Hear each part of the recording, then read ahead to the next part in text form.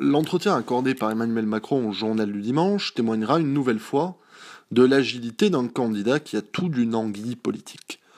Probablement conscient de la faiblesse majeure de son projet, Emmanuel Macron a décidé de pénétrer des terres plus valsistes en s'attardant sur le fameux triptyque identité, insécurité, immigration qui a mis au jour les deux gauches lors de l'entre-deux tours de la primaire.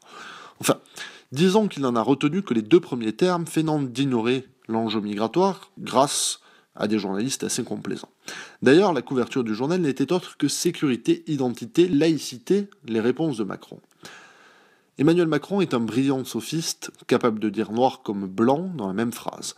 Il ne trouve rien de paradoxal à expliquer ne pas être multiculturaliste au sens du modèle canadien, je cite, tout en continuant à se faire le chantre d'une discrimination positive sur des critères quasi-ethniques, ou du moins répondant à une classification géographique intraterritoriale qui ne trompera personne.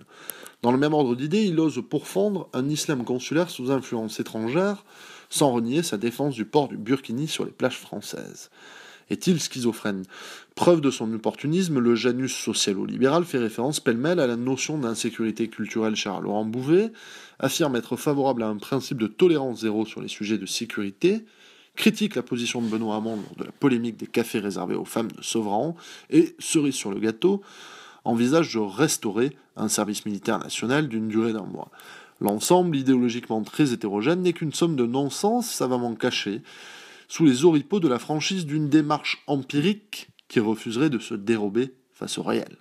Il faut un sacré toupet pour faire montre d'un tel opportunisme, d'un tel cynisme.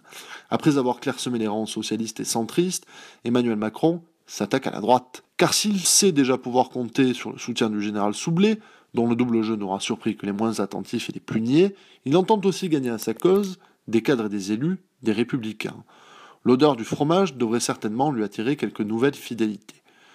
Et il faut le dire, tactiquement, il déplace ses pions au bon moment. Bien qu'il s'en défende, Emmanuel Macron reste un candidat de gauche. Il est l'héritier, d'aucuns diront l'hologramme, d'un président qui a tout raté, ou du moins c'est ce que croient les Français, François Hollande. Son bilan est aussi le sien. Il l'a en partage. Il fut son conseiller préféré avant d'être un de ses plus importants ministres. Des figures importantes du Parti socialiste le soutiennent déjà, à l'image de Jean-Yves Le Drian, qui joue un rôle de souffleur en matière de défense, ou de Gérard Collomb, l'un de ses premiers fidèles. Quant à Manuel Valls, qui n'a jamais fait mystère de son inimitié pour Emmanuel Macron, il se contente de refuser d'appliquer les règles d'une primaire qu'il a assassinée. Adversaire idéal d'Emmanuel Macron, Benoît Hamon tente de construire une autre gauche. Toutefois, ne vous y trompez pas. Nonobstant les postures et les grandes phrases, tous les candidats de gauche partagent un même corpus idéologique, une même névrose, l'égalitarisme qui leur est consubstantiel. Cette idée façonne tout leur imaginaire politique.